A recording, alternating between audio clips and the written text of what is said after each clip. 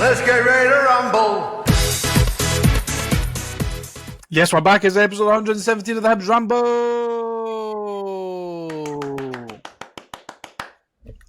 Good to have you with us tonight, folks. If you're watching on YouTube, you'll realise that it's not me and Sean tonight. Someone else has decided to make an appearance, and that someone else is Craig, and the other someone else is Mark. How are you guys? We're only here when it's good, mate. This is it, man. How are you, Mark? Adequate. Adequate. Just adequate? Yeah. Can you elaborate? You know, it's been a long day, so, if we can just speed this up a bit. Right, okay, so that was episode 117 of the Hibs Ramble. Thanks for joining. No, I'm kidding. I'm absolutely great. It's great to be Good to be back. Good to be back, especially after a Hibs win. Mm-hmm. Do we remember what it feels like to lose? Because I've started to forget. Well, this is what I was saying the other week. There, I was saying I'm not overly convinced that we're ever going to lose a game ever again. When was it? Celtic, but what was the game before Celtic? Was it Dundee? Oh, I fucking can't mind, mate. Was that long ago? Keep you up again. Keep you up again. We scored after a minute and then went to the 10 men, and it was just fucking downhill for them. Mm-hmm. Listen, whatever doesn't kill you makes you stronger, clearly. Distant memories, man. And we're reaping the rewards for it now, for letting Dundee win. I mean, they had to win a couple of games this season, so it's nice of us that we've let them win at least one. Before we talk about the Aberdeen game, obviously we've had the January transfer window last month, just shut yesterday on the 3rd of February.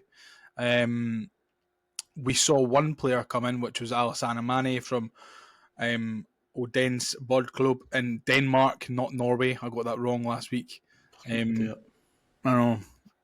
I call myself a podcast host. It's an absolute disgrace. I don't know where Odense is. I wouldn't have made that mistake, but... Yeah, but I mean, you did make the mistake of not coming on the pod, so swings and roundabouts, my friend. So Alassane Mane was the only one in. Out, we've seen Jake Doyle-Hayes, Josh O'Connor, Noah Kenny, Murray Johnson left on loan, and then yesterday we saw Luke Amos and Harry McCurdy leave the club. Rest in peace, Harry, gone but never forgotten. Many a good memory from Harry for us. It's a shame that it never worked out, Mark, but it's a player that we needed to get off the books. Aye, he's one of them, and we'll talk about the transfer window in a bit. But you see a lot of Hibs fans complaining because we didn't bring more bodies in. Harry McCurdy is the exact type of player that you get when you panic buy and just sign people because you need bodies in the door. He's another one that's probably a decent earner or has been a decent earner at the club. That's just not produced. It's not worked out for him. Obviously, he had his health issues and all that kind of stuff, but it was just another one that we needed to get off the books. So him, Jake Doyle-Hayes, I think Luke Amos, guys like that, we just needed to get rid of.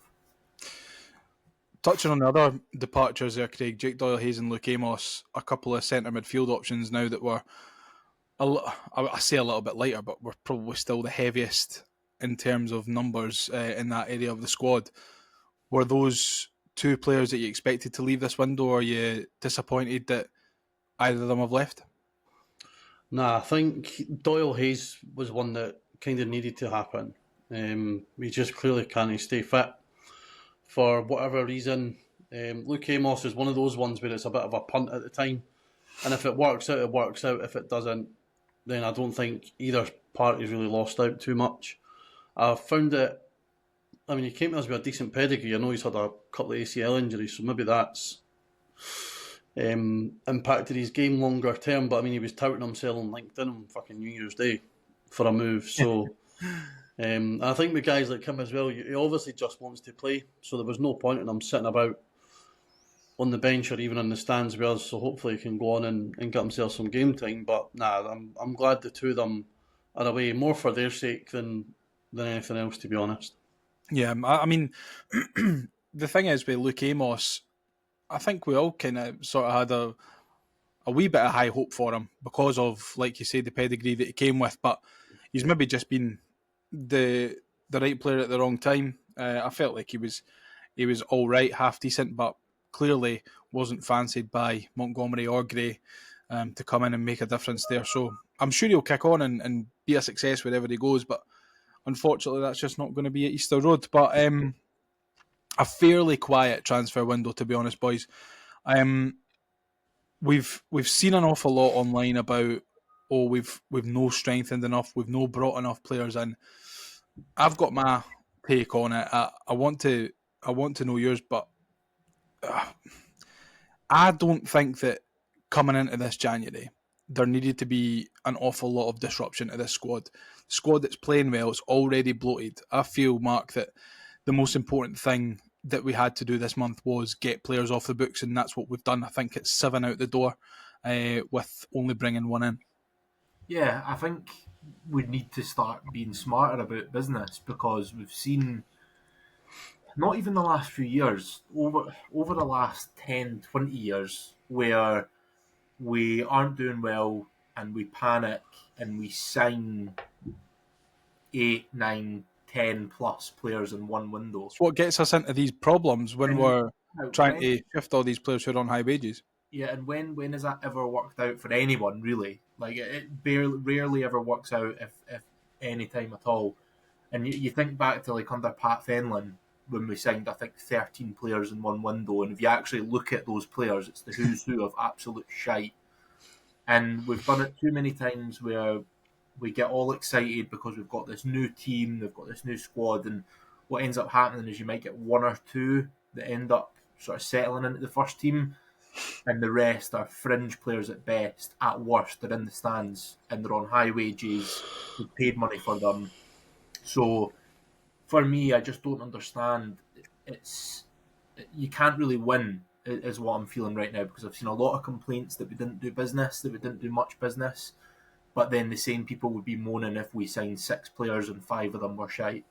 So for me, I've got no issues whatsoever if we sign the right players that are absolutely quality. I think Malcolm Mackay sort of referenced it in his interview. He said that we're only wanting to sign players if they can compete in the first team. Yeah. And I think that's the right attitude to have. We want to have players that are going to compete for places in the first team. Otherwise, if you're taking boys that are happy to sit on the bench, then for me, they shouldn't be at the club. So, well, you just got to look at last January. Obviously, we brought in Nathan Mariah-Welsh and Luke Amos.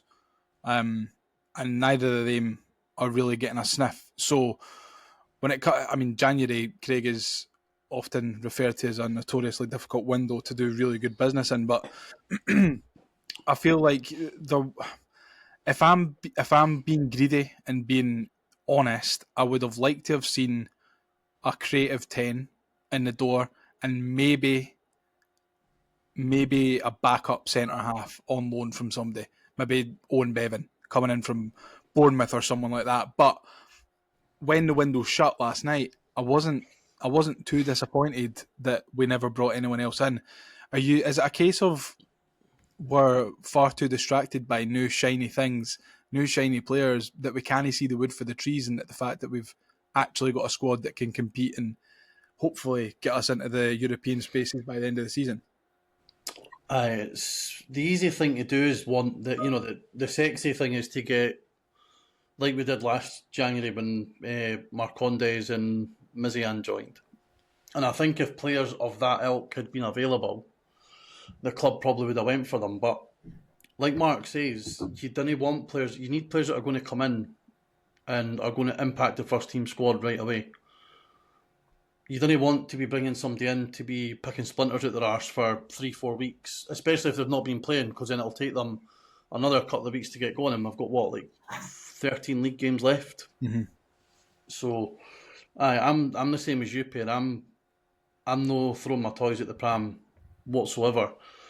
I do think, Malcolm Mackay said it in his summer interview when he talked about the squad and the balance of the squad and the makeup of the squad, and he said that these winter windows, you should only really be looking to make 1 or 2 adjustments if it's needed. Yeah.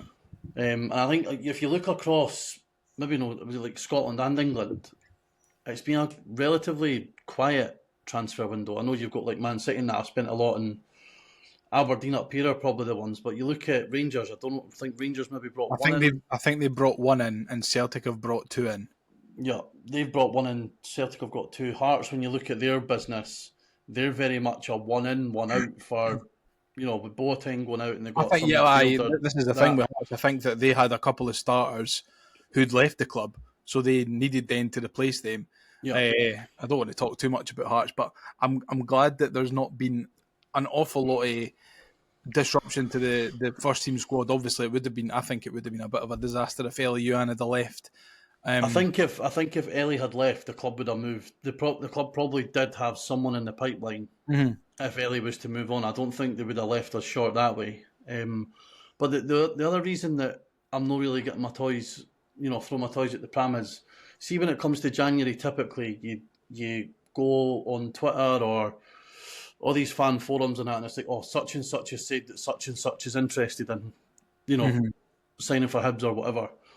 Barring Alassane Mane and the Swedish or Finnish boy, I can't remember what nationality he is, I don't remember us being linked to anyone at all. The only other one that I can remember is the Macedonian fella, Atsinov, but they were all... But even then, that was a very tenuous one. That wasn't the one that kind of started to grow arms and legs. Not to the extent that everybody whipped themselves into with McCurdy, because it was an on-off saga, so everybody gets drawn into the hype.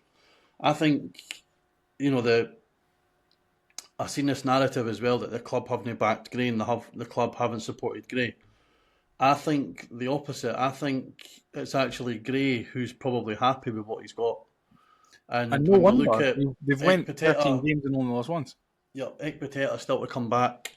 Newell's going to come back. Manny's going to bolster that central midfield area. Ellie's coming back. We've just got Kieran Bowie back. Miko's coming back. Like, we've managed to get into the position that we're in with a fairly thin squad anyway. We got that draw with Rangers at Easter Road playing Lewis Miller at right centre back. Mm-hmm. If we can get in a position where all these players are fit going into the sort of final third of the season, why disrupt that purely to bring in complete unknowns? Aberdeen have went and spent about $1 million in this window, and they were fucking ganting on Saturday. Like, they were absolutely minging. Yeah. So it just shows you, like, signing players doesn't get you anywhere. Maybe this sort of change in mentality for the club that we don't need to do that. And it's the reason why we started the season so poorly as well, because it was a pretty new squad and there was a lot of new boys came in, and it took David Gray to figure out his best shape and his best starting 11, which we now are starting to see with that sort of back three or back five, you can call it, with the Well, you look at it, Mark, the two best players probably this season have been Nicky Cadder and Triantis, who were signed relatively late in the summer window. So that just goes to show, if we'd have done something similar now, history tells you they're not going to be ready till the end of February, middle of March. Yeah. So, no, you're spot on. Yeah, and you look at the change in fortunes this season, and the boys that you point to are really Jack Iredale, Triantis, Nicky Cadden are three standouts for me. And O'Hora, you could say as well. For me, like, it's taken them a while to get up to speed, like you just said, Craig. If you go and sign another couple of players, granted, they might be good come the end of the season, but does it disrupt, does it mean that they're not only playing poorly, these new signings, does it disrupt that entire squad? And that's the danger. I think you leave that kind of business for summer. If you really want to make additions to the team and to the squad, you leave it to summer, you give them a pre-season to gel, and then you get those first few league games, and then, like we're seeing now, by the time it gets to that Christmas period, hopefully they've gelled and they're getting back into it. So for me, every window from now on should be really strategic. It should be... I never ever like seeing a window where you have to sign 10 players. For me, it should always be a couple of additions, a couple of real quality additions that elevates where you are. And obviously, if you have to sell players or players move on, then you replace them. And I think that's how it should be, even in summer. 2, 3, maximum 4 quality signings that's going to elevate the starting 11, and then that's it. You move on. Yeah, I mean, I completely agree. I think the most important thing this window was not losing any of our key players, namely Yuan not going, Triantis not being called back to Sunderland, and and anyone else really, but Nicky Cadden. I mean, I bet you there probably would have been clubs looking at him throughout the tail end of last year and thinking, oh, we could do a player like that. So thankfully, we've been able to keep all our best players, and we've added a little bit of quality. We're hoping in Alassane Mane, who's actually going to wear the number 8 shirt. I've just saw on Twitter, which I'm quite happy with. Just need to hope that Ellie does a Nisbet for a couple of years ago and screws the head for the last 6 months, because he could really be the difference between us getting 3rd or 4th or 5th, depending on where we are in the league. Yep. A fit and firing Ellie Yuan is an asset. I think definitely at least 10 of the teams in the league would like to have at their disposal. Yeah, of course. Will we chat about the Aberdeen game? Go on, Absolutely. So Aberdeen at home on Saturday. We went with an unchanged 11 from the side that picked up a point against Ross County the week before. For me, I felt that was the correct decision. It was a bit of a scrap up in Dingwall. I don't think there was an awful lot of football that could have been played on that park, but I think it was the right call to keep those players in for the Aberdeen game. It was one of these games, Mark, that I'd parked up and I was walking to the stadium and I thought, they've been absolutely stinking recently. We've been really good recently.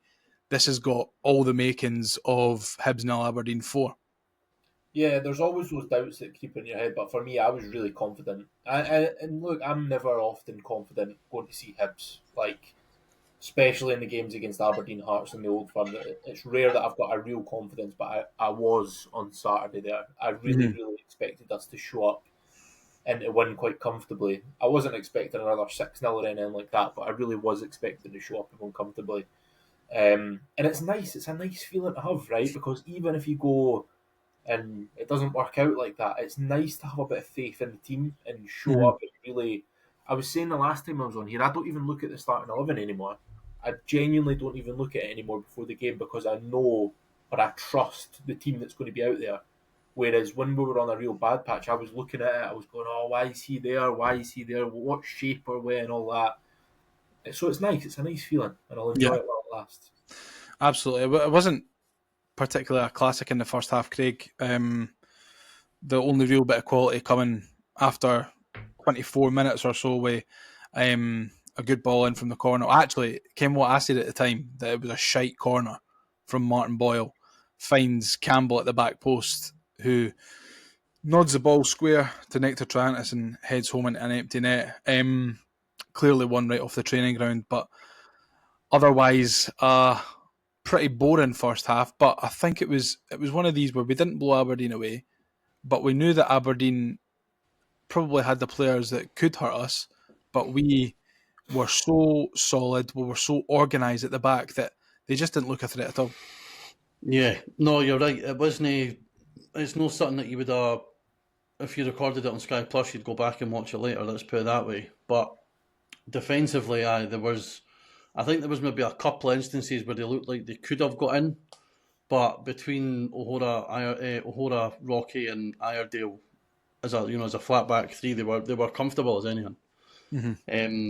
Even with Jordan Smith behind him, he's sort of growing more confident each week. I've actually been really impressed with his ability to take crosses out the air as well. He's done that about 3 or 4 times on Saturday. I think, but in terms of Aberdeen, Shinnie tried his typical falling on the ball and grabbing it to try and get a foul early doors, and Don Robertson clearly just went, not a fucking chance. And I think that probably set the tone for Aberdeen as well, that it didn't let them, they've been notorious for shite like that over the years, going all the way back to McInnes. And I don't think they were actually allowed to settle into their natural rhythm because of things like that. I mean, the ref wasn't stop-start at all. I actually thought Robertson had a good game. Barring booking Shinnie for that, because he deliberately handballed it, and the Bowie incident that I thought was weird. Yeah. But other than that, the referee had a good game. There wasn't a lot of stoppages, which I think suited Even us. though there was 9 minutes he added time in the second half. Yeah. What I mean is there wasn't blowing for a foul.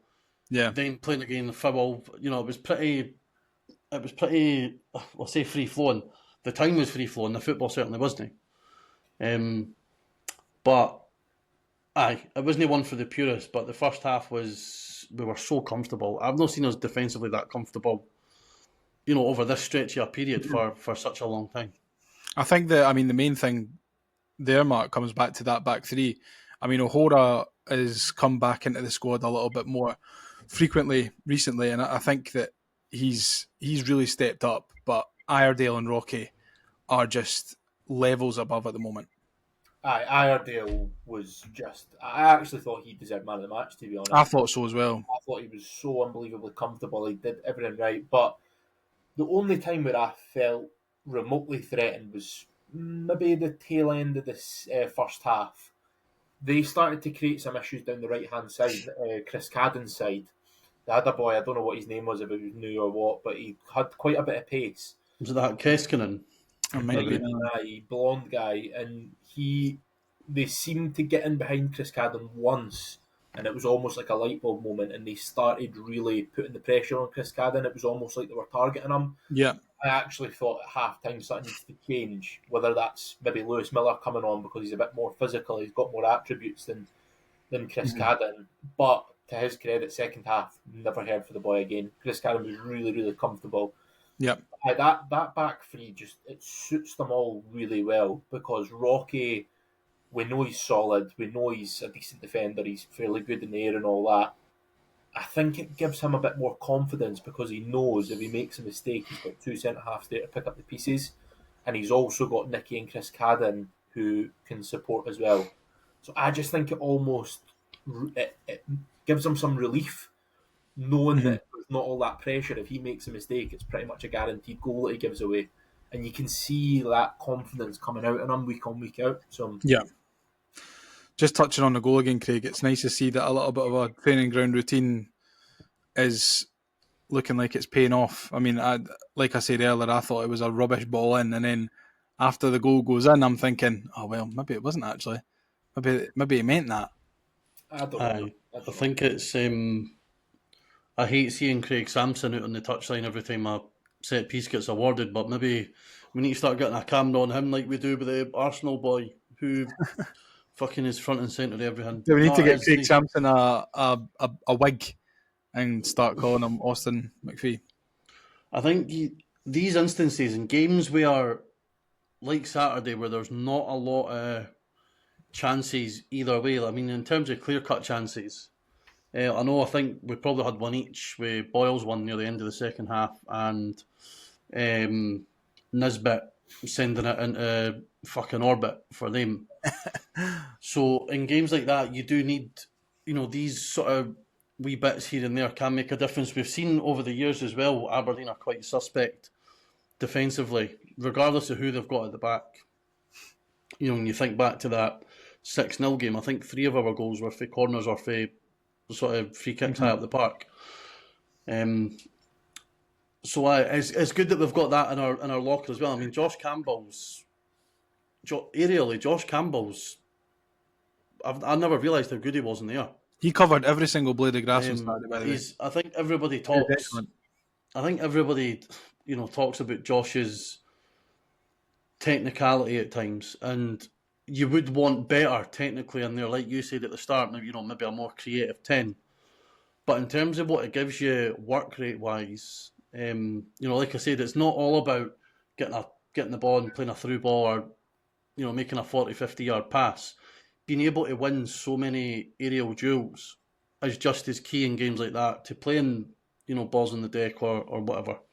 So no, I think set pieces at this level especially are key, especially in games like that where it is really tight. Do you think Josh is maybe starting to turn the tide on maybe some people's opinions of him? I mean, he does get tight quite a lot online. I'll ask this question to the both of you.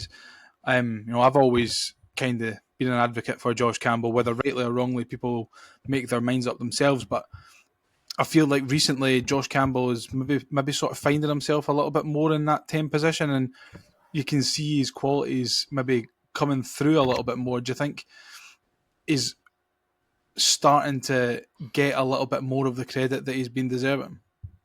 I think so. I mean, you only need to look at his. I'm assuming his goal and assist return over the last sort of 24 months, 30 months will be relatively good for a central midfielder, especially one who's playing in that advanced midfield position that isn't like a Scott Allen type. And I think he does suffer from not being a Scott Allen type because everybody, 99% of people would rather watch Scott Allen on the ball than Josh Campbell, which is not a slight on Josh. It's just something like that's a better player. It's just the way that football works, though. I mean, Yeah.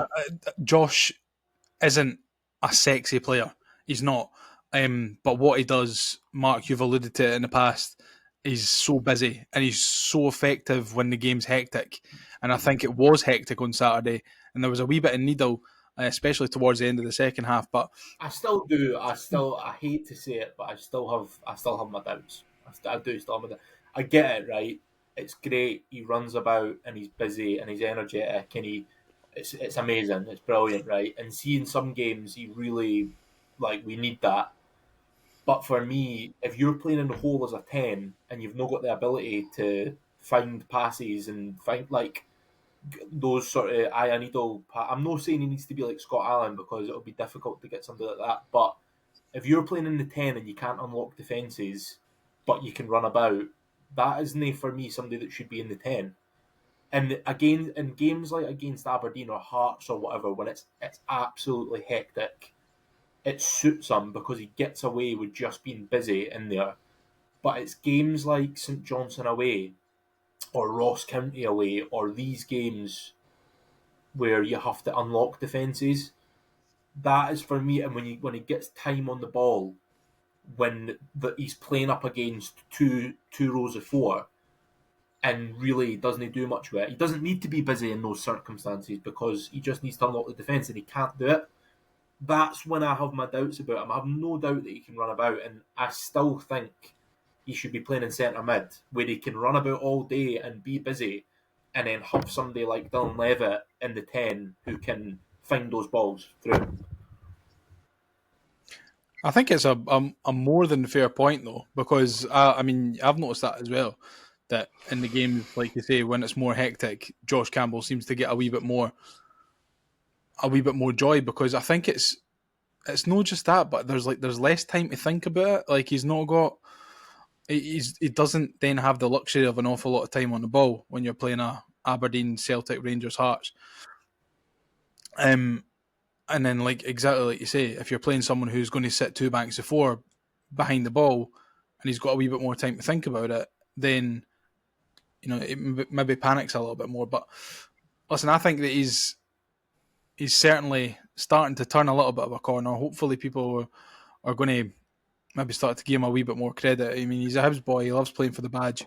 I know it doesn't mean an awful lot in terms of... I mean, I love Hibs. I would play for the badge, but I can't play in that midfield. But, hopefully people start to give him a wee bit less stick. But we'll move into the second half. And Craig, we started like a house on fire. A really nice ball from the right-hand side from Chris Cadden. Maybe flicked off of Dwight Gale's head. I'm not too sure. Ended up at the masked face of Nicky Cadden, who headed it home from about 6 yards. It's the ideal situation that you want when you're playing two wing-backs. One to be delivering the cross, the other one to be on the end of it. Yep, 100%. And I think as what you're seeing with this team just now is that we've all, I don't know how it's happened, but we seem to have found a balance where this system perfectly suits every player that's in it. Mm-hmm. Like Mark was saying with Rocky, Rocky knowing he has the comfort to be in the middle of a back three rather than being the right-hand side of a back four. Probably Josh Campbell as well, like you say about centre mid, but because he runs about a lot, he leaves gaps. If he's playing in the 10, he's not really running about. He's not really leaving gaps because he's covering a specific area of the park. And then you've got Cadden and who aren't the quickest, but they've got great engines on them. And that's the perfect, because that's one of those scenarios where even if Nicky Cadden decides to head it back across goal, you've got two strikers in the box looking to sniff out chances. Yep.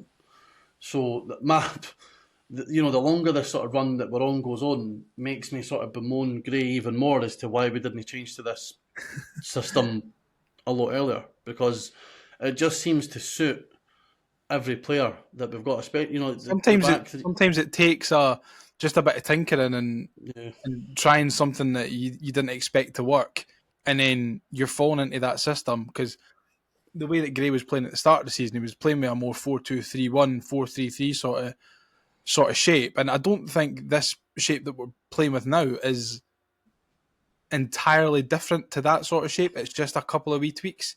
I think the most important one definitely is having an extra centre half and an extra striker as well. It just gives us a plethora of options, and it does negate like your classic wingers. Like if you were to bring Ella Yuan back, I don't think he would be able to play out where Chris Callan's playing. But it's just that's the give and take that you've got to give with these sort of systems. But I do think it does speak volumes though for what Gray is potentially trying to create as well. I mean, you look at three of the top performers in this run that we've been on: Josh Campbell, Rocky Bushiri, Jack Iredale.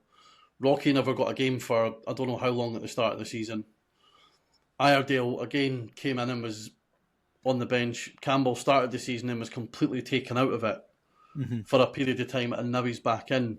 I think that on its own speaks a lot for, if you want to call it, the culture or the camaraderie that Gray is trying to create within that team, because it'd have been very easy for these players to down tools, and it's been the exact opposite.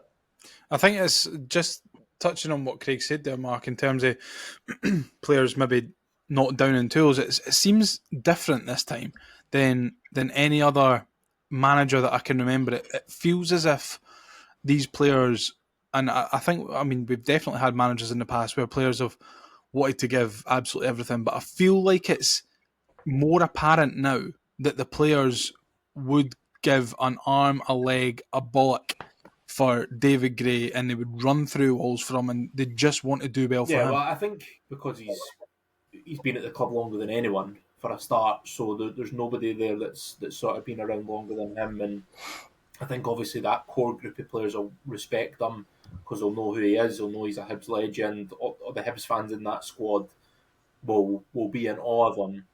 And I think when that happens, when you've got the core group that respects you, the new guys that come in, right, immediately are going to respect them. Because if you've got the core group that are kind of taking the piss at the manager, and the new boys come in, they're going to follow suit. They're going to pretty much follow what the core does. So coming in and kind of seeing everyone that admiration they've got, and I think as well, he's obviously a natural leader. He's a captain his whole career, and you hear all the time about those kind of talks that he gives, the motivation that he can give players in big games and big moments. So I think that'll help. And look, nothing's better than winning games. I think obviously the run that they've went on the last 13 games or whatever it is, I think will just add to that respect. And what I love about it, right, is see for the stands, you can actually see it doesn't necessarily have to be a substitution, but you can see little tweaks that just make sense in the right moments. An example I've got is against Aberdeen in the first half, right? Martin Boyle and Dwight Gale were far too far apart. There was about 30 yards and they were the two strikers, right? So whenever the outball came to Dwight Gale, say, you had nobody around them because Martin Boyle was right on the other side. The second half, you can see they're much tighter together, and you can see they're kind of gambling and Dwight Gale's knocking onto Boyle and stuff like that. That's obviously something that Gray's had a word with at half time. And I know it's small, but it's wee things like that make differences to games. And we go and get the second goal, and we're never out of second gear from that point. So it's the same against Rangers. He done the same against Rangers. He pushed the wing backs. It was all we were playing like a 5-3-2 against Rangers at Easter Road, and then they went, was it 2-0 up?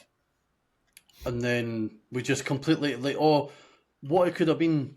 I don't know, is it simply a case of saying that the wing-back starting position's 10 yards further up the park? and it just made such a massive difference. And I think, Mark, what you're touching on, what you said, he's clearly learning as the season's going on.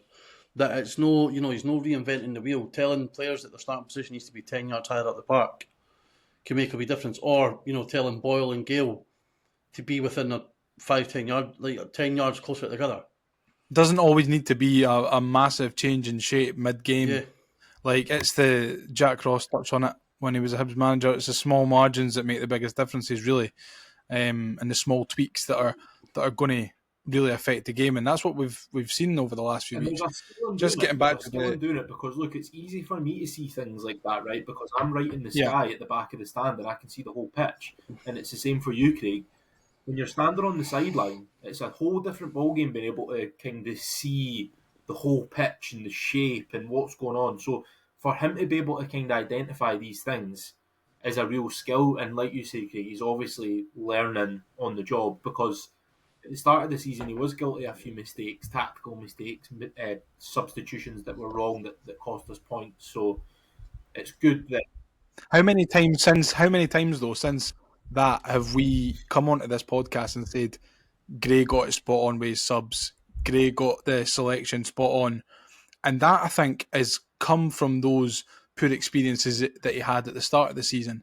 And yeah, you can probably put I don't want to say a vast majority, but a lot of the results at the start of the season, you could probably put a lot of that down to individual mistakes and sloppy errors, etc., and just like kind of a lack of concentration late in games. But there was a couple of bits here and there that was affected by the substitutions, the team selections. But Mark, you touched on it earlier on, it doesn't matter really at the moment who is in that starting 11. You know that they're all going to pull for each other, and because of the system that we've got, Craig, you said that they all fit in, and it's really good to watch at the moment. And yep, we're not going to lose ever again. Ever. Well, they're clearly enjoying it. I mean, there was a period in the first half where, and I know there's some out there that didn't like this for whatever reason, but, that guy, whatever you want to call him, was chasing down Iredale, and Iredale was just shepherding the ball out of play. And when the ball went out, he roared and sort of fist pumped towards the famous 5 stand. He loves it, man. And I get that, but the thing is, that's not as if it's 89 minutes, 1-0 up, seeing the game out. That's in the... I don't even know if we were 1-0 up. I don't think we'd have scored, no. So it just... they're clearly enjoying... Even wee things like when we're scoring, they're all celebrating together. Yeah. They're not just, it's, like I said, it's such wee things. When players score, sometimes they'll turn and they'll just celebrate in the middle of the park. When Triantis scored, he's running over towards that end of the east. When Nicky Cadden scores, he's running over towards the famous 5. It's just wee things like that clearly show that they're enjoying it, and that sort of, you can tie it in with individual mistakes, poor performances, and probably a lot of, being unlucky at the start of the season. That that it's completely flipped on its head. Yeah, they're really enjoying it now. Get it. There's nothing better for me than when a player gets it. I feel like a lot of these players are getting it at the moment. Is another one. I admit it. Dingwall. Jordan Smith's mum. Dingwall. Yeah. When he saved that penalty, and we were singing his name for probably half an hour solid, and he turned around after when the halftime whistle went, and he basically just went like that till the away, and he gave us a bit of an ovation. And it's stuff like that. And even after the game on Saturday, he came over and you could see how much it meant. And at Tynecastle was a big one. Jack Iredale, like how much it meant to him. Every block, every tackle, every time he was shepherding the ball out, those big roars. I love that. I fucking love that shit. It's like he'd won the lottery every time he just got a foot in. It's small things like that are so easy to get fans on side, though. So easy. Mm-hmm. Because it shows whether they're doing it for show or not. On the face of it, to us, it shows that they actually care. And we've not had an awful lot of well, we've had players that have been that acted like that, but I can't remember for a long time maybe since the team that won the cup and the team that got promoted, how to have a nucleus of the squad who act like that and who get it, and it's really good to see. But we'll talk about the last couple of points from the Aberdeen game. Just quickly to wrap up on Hibs, good for Kieran Bowie to get a couple of more minutes under his belt. Marc, someone who looks fairly dangerous. Obviously, is not quite back up to full speed yet. We might see a little bit more of him on Friday, but again, just good to see him back on the park again and trying to affect the game in positive ways. He's looking sharper and sharper every week. I think, it'll take a bit of time. I actually don't think we'll see the best until next season, if I'm being perfectly honest. But I think just seeing him back on the pitch, I think that was his best performance on Saturday since coming back. I think he looked just that wee half turn that he got off, it got the shot away. I think that was really good. And the one where he put Boyle in and Boyle should really score, I just think he looked a lot sharper than he had done.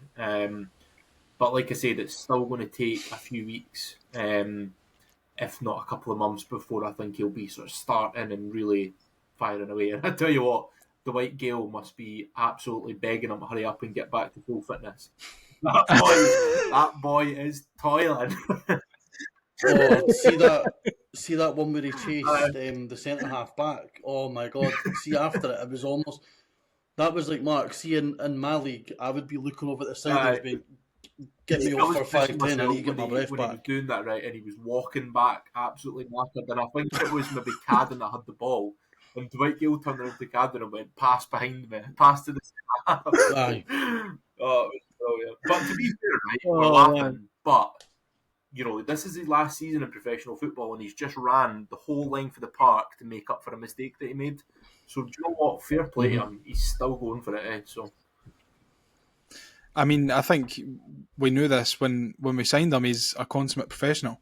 He's played most of his career in the top flight of English football, one of the most elite leagues in the world. So, I mean, you would expect nothing less, really, would you? But fantastic player. I think you're absolutely right. As soon as Bibby's back up to speed, Dwight Gale's going to be like, fucking just, I'll sit on the bench, Dave. I'll sit on the bench. You be for half an hour. Dwight Gale would have expected to play as much football as I don't think we would have either, because we had Kukarevich and Bowie that came in, and I think he was kind of just going to be one of the ones that maybe gets the last 10-20 minutes, and maybe when we're rotating the squad, he gets in and starts.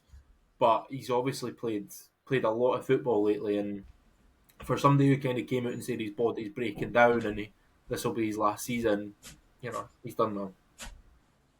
I mean, I think he still shows that sort of Premier League quality, this Premier League experience. Maybe not quality. I don't know if he could walk into a Premier League team at the moment, but he shows the experience, Craig, and we've seen it for for a few weeks now. But I think give the fella a wee break. Give him a wee break. I hope he doesn't play at Ayr. Give him the night off. Give him the night off, man. He deserves it. Yeah, he'll get kicked up and doing Somerset Park. Like, it'll be a wee shame. It made me feel a wee bit upset, actually. He is. Just a couple of more points on this game. I wanted to touch quickly on the penalty shout for Aberdeen. For me, it's never a penalty. The referee makes the correct decision, IMO. It's nice and refreshing to see the referee going to the monitor and making the correct decision compared to what we saw at Ross County last weekend. I don't really think there's been any arguments or whatever that's not come from Aberdeen fans. Mark, I don't think it's a penalty there. Never. And some of the things that went to VAR in that second half absolutely blew my mind. For a start, how long it took to decide that offside decision. Now, look, I get sometimes things are tight, but that was ridiculous how long it took. Then there was one where it was Bowie in the box. It's never a penalty in a million years, and the referee checks that, it looks like.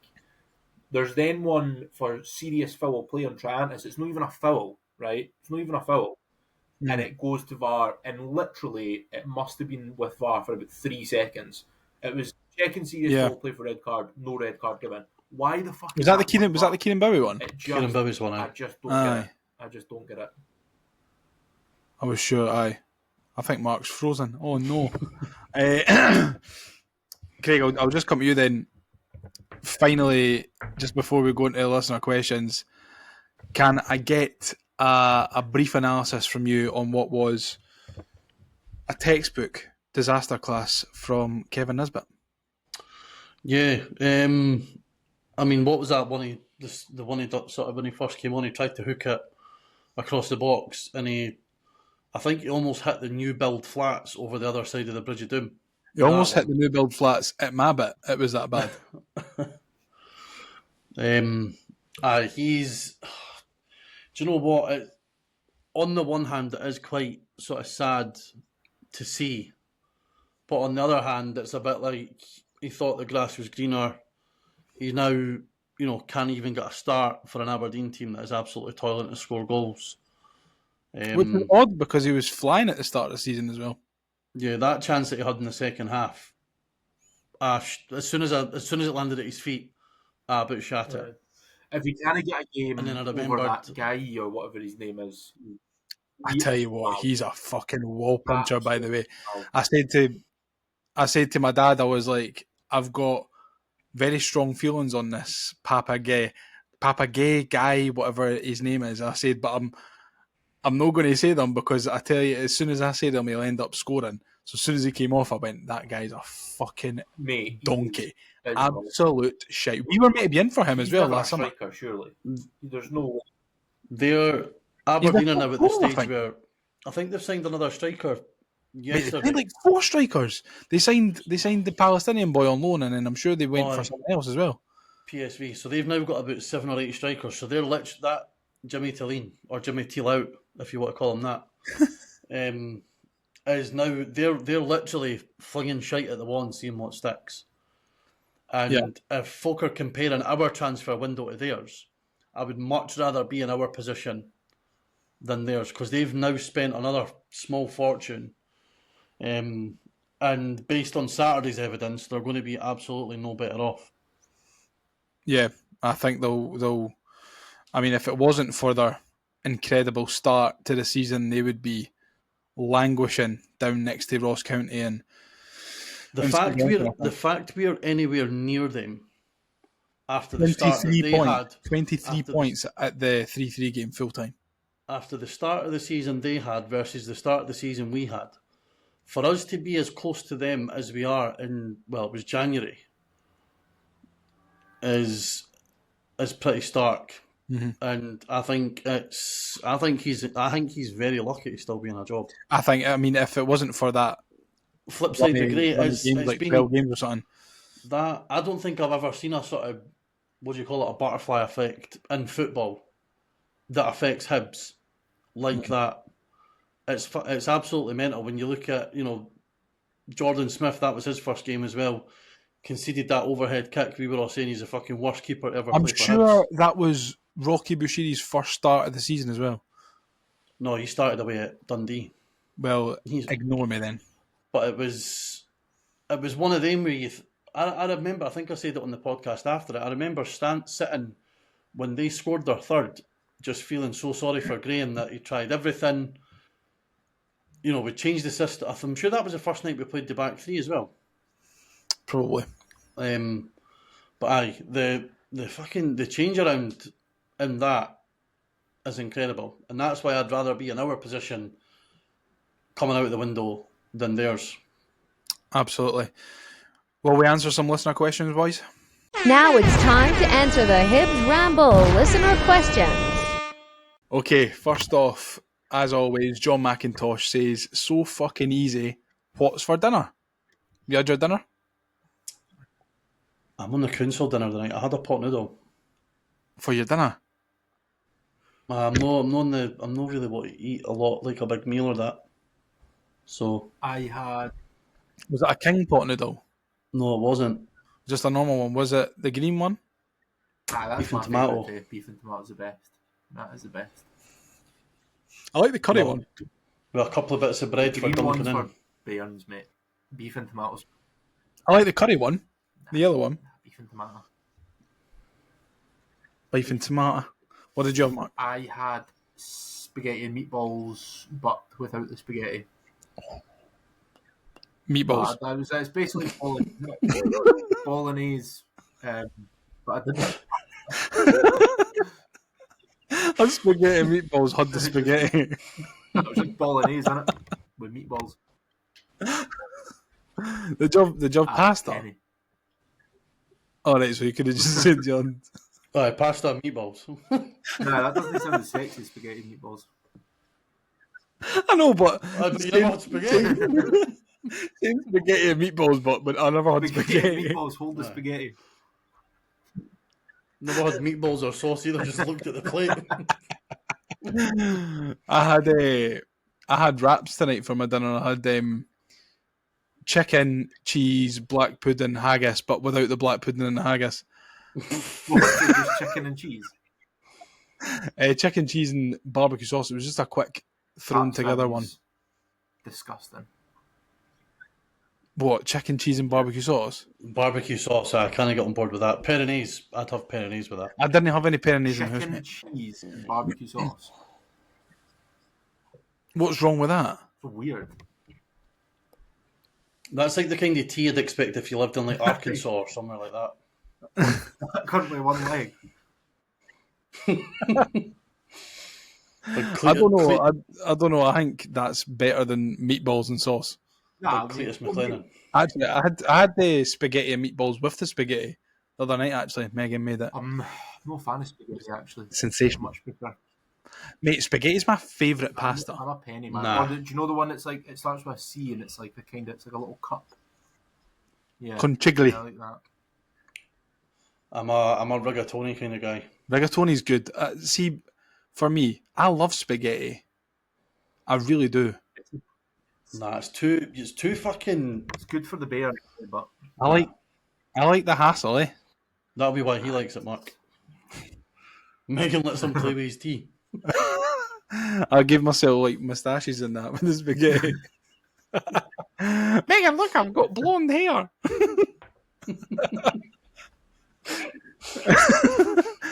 I like spaghetti, man. Spaghetti is my favourite pasta shape, to be honest. But I am in agreement with you. See, when we have bolognese, Mark, Megan likes to make the conchigli, yeah. like the pasta shells, Generally, and I all don't the mind. What's the other one?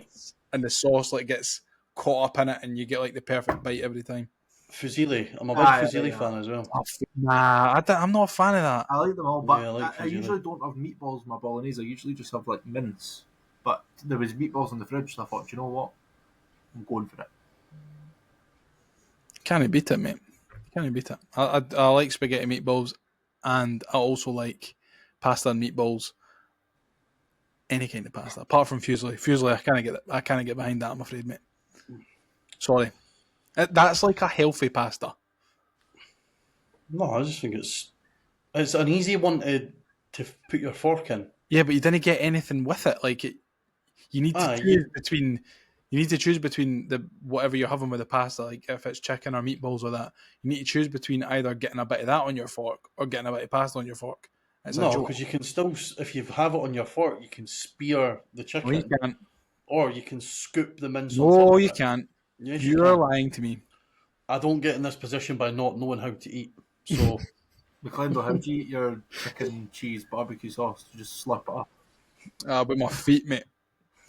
Just eat it with your hands and got the barbecue sauce all over you and that. Mate, it's like it was like a hunter's chicken wrap. Try to tell me I you don't do like like hunter's chicken. but that's because it doesn't have cheese and barbecue sauce in it. Hunter's chicken is cheese and barbecue sauce. You're Hunter's fucking chicken fanny. is the one with fucking haggis and bacon. No, that's Balmoral chicken, you Alright. idiot. Well, I don't like Hunter's chicken in that case. All right, fair enough. Balmoral, low. Can we talk about that for a second? I had Balmoral chicken, but with the bacon and the haggis. Right, let's move on quickly. Gav Dick says, "Great to get the 3 points." Craig, brace yourself. He says, "Do Uzis feel that VAR? Do Uzis feel that VAR has been overused in ARE recent matches? I thought, especially today, and it did feel a bit, one word, ABIT, needless, IMO, e.g. the pen shout for Aberdeen, the possibility for a red card for Bowie. Was it Bowie that had the red card? I thought it was Nick.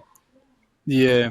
Yeah, it was Bowie. I think everybody that was booing VAR when when Cadden's goal went in quickly realised how actually beneficial it is to have VAR because the linesman put his flag up. Yeah. So if we didn't have VAR, we wouldn't have that goal. So the other ones, I get they need to check it. Thoughts on Gav spelling? That VAR for that. Run that through the Oxford Dictionary, man. Jesus Christ. He spelt VAR right, to be fair. That'd be a fucking strange See, one to heard now. Mate, the thing is, Gav must have realised that you were going to be on this week because the last few weeks his spelling and his grammar has been pretty up to standard.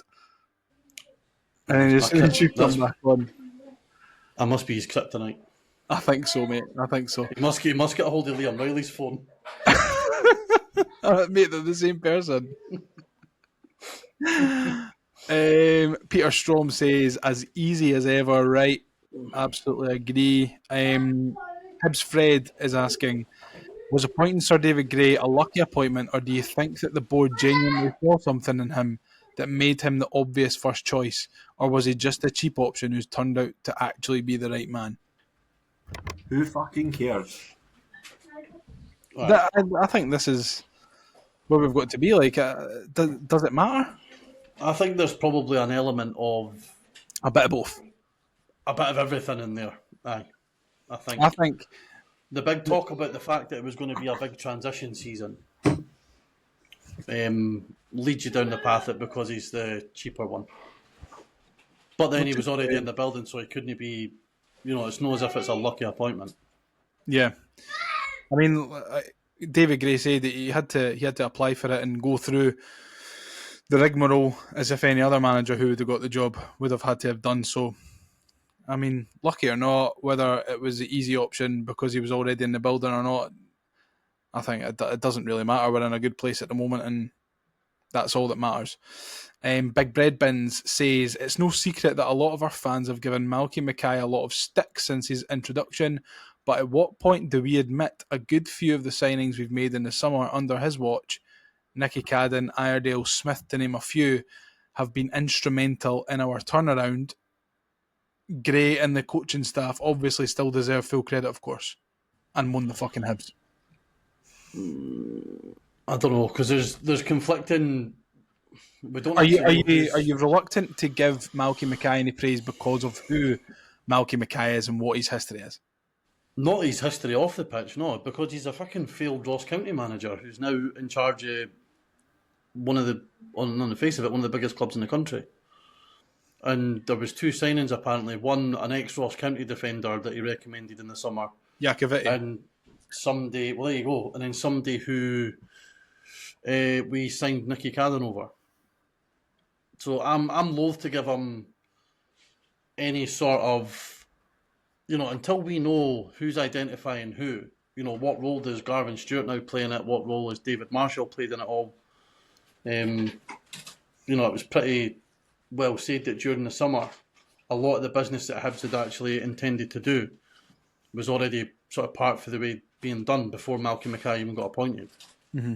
I think if we get to season 3 onwards, or maybe even for next season onwards, and we're a success, you can then attribute a lot of credit to him. But I don't think he deserves more credit than what he's getting just now. I think I agree as well. And finally, the last couple of questions I'll give to you, Mark. Harvey and Billy are both saying Nectar Triantis is surely a must sign in the summer. Do you think there's any chance that we can get him on a panel? I would love to. I would love to sign him. It really depends on Sunderland, doesn't it? I think depends if they go up, I suppose. If they go up, then I can see them. But all it takes is a championship team to come in with a few million quid, which we can't match. So we'll see. Look, I'd love to sign him. we just need to see how it plays out with Sunderland and all that. So I think it'll be one of those that's out of our hands. If nobody else comes in for him and Sunderland get promoted, I would imagine that they'll be probably quite happy to give him up. All it takes. Yeah. It's mental how like everybody's been going on about Rodri missing from Man City, but he's just been wearing number 26 for Hibs the last 6 months. He's not been injured at all. He's been brilliant, hasn't he? Like, let's no beat We around need- the bush. I wasn't to pray. flattered when we signed him in the summer. I was thinking, oh, for fuck's sake, no him again, man. But he has completely proven me absolutely and utterly wrong. And him, Rocky, Iredale, all really been instrumental. Boyle being instrumental in the way that this team's playing. I mean, you could probably lean on them all, but I think a lot of the praise is going to go to Triantis because he does so much and he's so good. Yeah, we need to pray that Sunderland go up and Triantis is happy, especially if we can secure third. Then and Sunderland do go up, I could see us maybe splashing out on him, a decent sized fee with a decent sell on fee with the idea that he's probably away within 12 to 18 months. Yeah, but I think he's one of those. He's one of those you should never fall in love with a lone player. really And coming on that game, eh? Like I don't think many of us would have said that 6 months ago when he was announced. No, absolutely not. But So it's testament to know that we actually know. It's nice to actually see it in evidence that you know fucking nothing about football sometimes. What about the fact that, I mean, because it was no secret that a lot of fans didn't fancy him, Mark, when he first came in again in the summer. So it must say an awful lot about him to kind of ignore that talk in the media and on social media and stuff. Focus on his game and then excel as much as he has done. You just have to kind of go, like, the only thing you have to do as a football player to get people on side is play well and win games. Like, it's like if you do that, It's simple. It's a but simple if you game. do that though, like you're winning. It doesn't matter how much you get criticised or how much you get written off. If you come in and you play well and you're consistent and this, that, and the next thing, people are going to like you. So, as a professional footballer, my thought isn't, oh, the fans didn't like me, the fans aren't keen on me. My thought is, let's get on the pitch, let's put a string of performances together, and they'll change our tune. And that's what he's done. Yeah. And you can't, I mean, I think a lot of people also forget how young he still is. He's only 21. Doesn't he look it? He's not the bonniest looking boy in the squad. But I mean, he's still very young. He's got a lot of learning to do. He had a lot of learning to do last season when he joined. I'm sure did he join in January last season? So he played centre half for like the first 4 games and was directly responsible for about 5 goals. He was stinking at centre half. Yeah, It was really bad. Well, that wraps us up for the listener questions. Let's have a wee chat about a big game in the Scottish Cup on Friday night under the lights down at Somerset Park. Are we all going? Yep. Indeed. Looking forward to it. I really am. It's always good. I think I was talking to my dad about this, and I was saying it's the kind of tie that it's still going to be really exciting, and it's going to be so much more intense for us for it being away from home on a Friday night. That if we score, it's going to be limbs, I think. Like compared to Hearts in the last round, who had Brecon away on the Friday night, that if you go there and put in a really good performance and win 5-6-0, it's not going to feel as impactful. But Ayr flying top of their league, it's going to be a tough one, I think. It's probably outside getting Hearts, Rangers or Celtic away from home. It's probably the toughest tie we could have got. It's the tie, and I said this last week, it's the tie, Mark, in the round that it's the only one that you can realistically see an upset happening. Yeah, because obviously they're flying at the moment. It'll be their cup final, really. Obviously, playing away from home and stuff like that, it makes it even more difficult. If we were at home, I'd be really, really confident. Not that I'm not confident, but it's one of them. We just have to go and manage the game. At the end of the day, we just need to tell ourselves that we're a better team than them. Like, simple as that. They might be top of the championship, but we're still a better team than them, and we just need to go and perform like that and have that intensity, which I think was lacking against Aberdeen, to be honest, because we never got out of second gear. I think we need to show that intensity and a bit of fight, and I think we'll still win. It's one of the. I think if we can get an early goal, right, we'll win the game comfortably. It's one of them that the longer it goes 0-0, the more nervous it gets. So get a goal early, settle the game, quieten down the home fans, and it's not that much of a. I don't think it's that much of a mismatch either in terms of when you look at how the seasons have went. If we'd have been going there, say, 6 weeks ago, I'd have been shitting myself. Aye. But it's one of those. I think it's going to be a really entertaining game of football, to be honest. Yeah, and the thing that could almost play into Hibs' hands a wee bit is how well that they're actually going in the league. So they'll be going into it with an air of confidence that they might not necessarily would have if, one, we were in the form we were in a few weeks ago, and two, they weren't in the form that they're in just now. They've got bigger fish to fry with wanting to get out the championship. But I agree with Mark. An early goal and the game will be as good as ours, I think. But we can't be complacent. It's especially with Scott Brown being the manager. Scott Brown's not going to be a guy who's going to let them sort of go into it half-arsed. He's going to have them right up for it, and we need to match it. Right. We might see a debut for Alassane Mane, and we also might see Ayr coming back. Do you think that if both of them are available, do you think either of them start, or do you think we go with the same team that started on Saturday? Same team for me. Maybe with the exception, maybe Miko in for Gale. Exactly what maybe. I was going to say. I think Let's say, but other than that, the only realistic change I can see is Mick coming in. Apart from that, I don't really see any changes. I mean, I'd be happy with that. I'd like to see Mane getting a run out if possible, and Yuan, if he's fit enough, I'd like to see him coming back as well. Obviously, after all the talk throughout the transfer window, I think maybe his toe was hurting a little bit with having to do all those medicals at Stoke and Blackburn. But no, listen, I think it's going to be a tough game for sure. I was looking at Ayr United's squad earlier on, and it's not like a squad of nobodies. They've got Anton Dowds on loan from Partick Thistle, Jamie Murphy, Connor McLennan, who was at St Johnstone and Aberdeen previously, Jake Hasty, who was at Motherwell, Rangers, Mikey Devlin, who obviously we know very well, Curtis Main, all in the squad. And their top scorer is George Oakley with 14 goals, who's by all accounts banging them in this season. It's not a case of we're going there and we're going to be playing against part-timers. I think it's going to be like a really tough challenge for us, Mark. I agree, and like I said, I think it's all about intensity as well. I think they will naturally be right up for it because for them it's potentially the biggest game of their season if they get knocked out, and yeah, it'll be a big crowd. It'll probably sell out both home and away and under the lights on a Friday night and stuff. And obviously with Scott Brown as a manager, it's going to be class.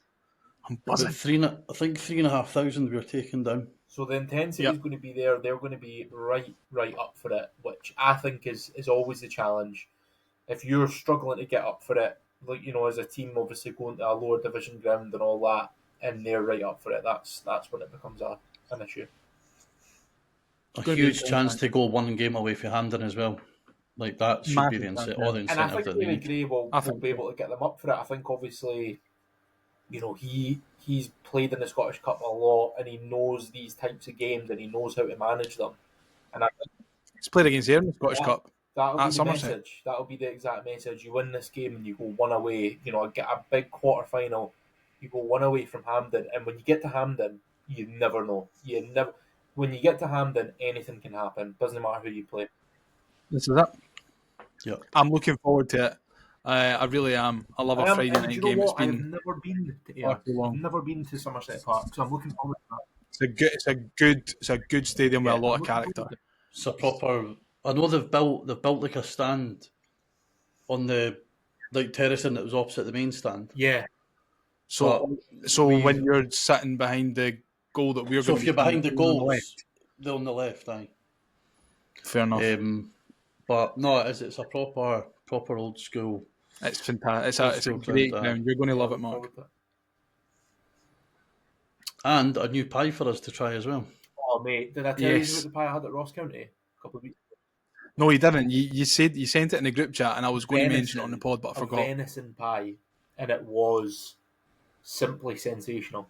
Absolutely sensational. I actually had a steak pie and a venison pie, and they were both just exquisite. Absolutely.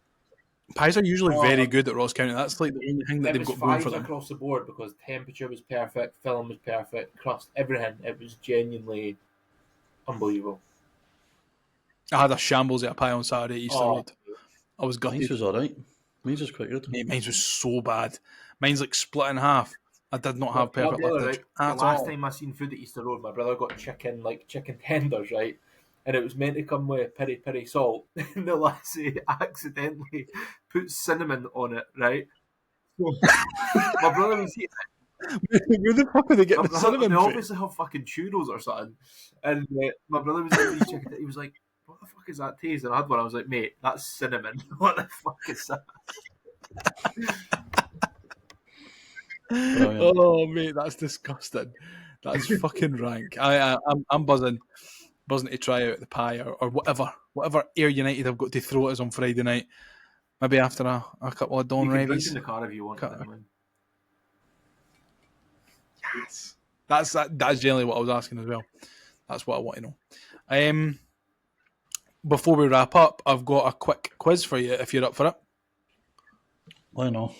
Have you been here since I've made the new song for the quiz?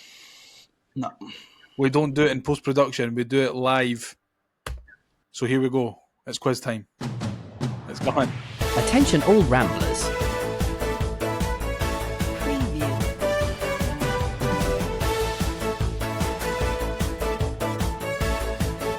Don't go anywhere because it's Ramble quiz time. It's Ramble quiz time, baby. In the absence of Sean, I have tried my very hardest to make a quiz, but obviously it's not going to be as good as his. So I was running out of ideas. So I've gone for guess the Hibs player by their FC25 card. Right? So I've got 4 players here. I'm going to give you 2 each. There's 4 points on offer for each player. So what I'll do is I'll read out the stats first. So you've got your pace, shooting, passing, dribbling, defending, and physical. And if you give me the right answer after I've read you them out, you get 4 points. I'll give you then the overall. If you get it then, I'll give you 3 points. I'll then give you the position. If you get it then, I'll give you 2 points. And then I'll give you their nation. And if you get it then, I'll give you 1 point. So if it's all square at the end of the game, we've got a tiebreaker as well. So who wants to go first? I'll go. You'll go Mark first. will go first. Right. Mark, the first player. His pace is 72. His shooting is 43. His passing is 56. Dribbling is 58. Defending is 61. And physical is 74. Is it Joe Newell? It's not Joe Newell. His overall is 64. I didn't get in and out overall and all that shit. 64.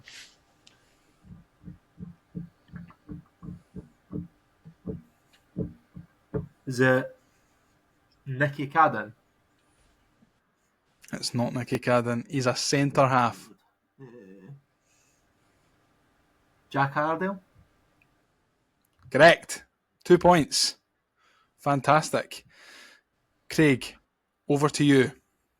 This player's pace is 70. His shooting is 60. Passing is 61. Dribbling 65.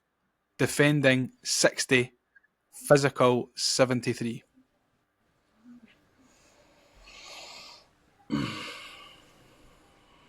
Pace 70. If you want me to read any of them out again, I will. Dylan Levitt. No. His overall, like Jack Iredale, is 64. 64.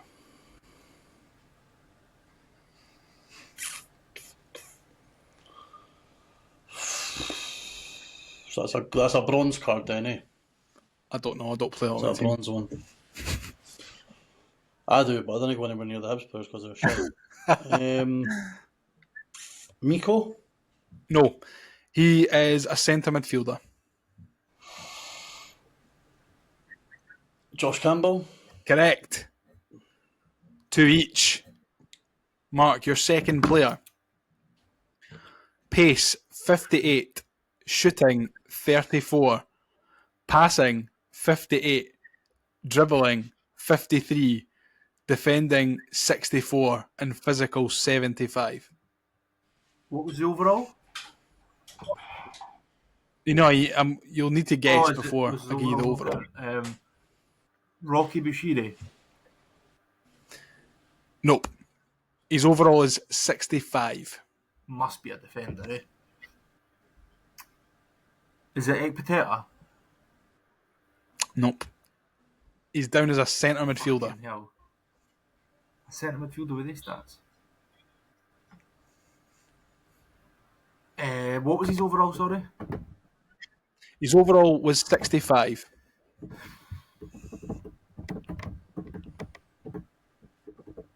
Down as a centre midfielder. Mariah Welsh? Nope. He's from Australia. Is it Trianis?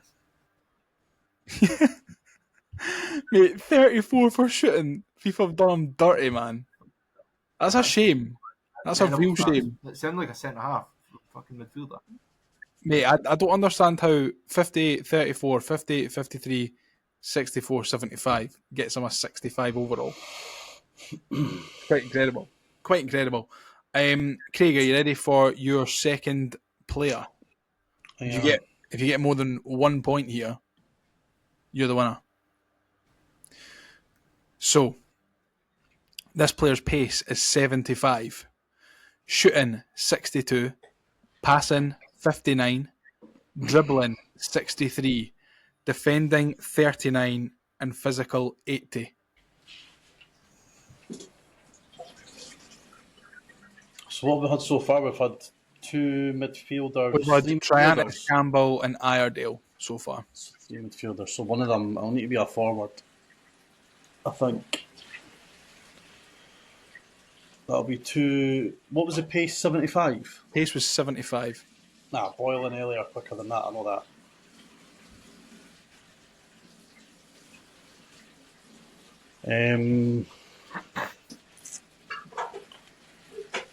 So there's not going to be Dwight Gale. Kieran Bowie? Correct. 4 points. Well done. After that, his overall was 64, a striker from Scotland.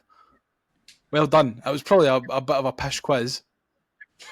I tell you what, for me making it up on the bus to work this morning and trying to pull these stats, I'm pretty Do we need to have chuffed a with. quiz on every podcast? Or? Yep. That's why we've got the song, and I'll play it again if you want, Mark. I really will. I'll Just play. never ever present me that quiz again. Nah, I won't. I don't think I would. I don't think I would go down the FIFA route again. That's very much the eating crayons to Sean's political science type Sean's are a quizzes that he joke. does. Who took a throw in the 86th minute in the game on the 14th of November 2001? Like, fuck. At what time did Apollo 13 land on the moon? And who were playing at the same time?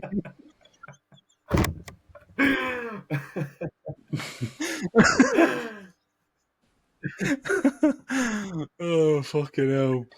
Martin Luther King said, what about an ex-Hibs forward for the 50s? Oh, mad. Oh, Eddie Turnbull had a picture of which Hollywood actor on his wall.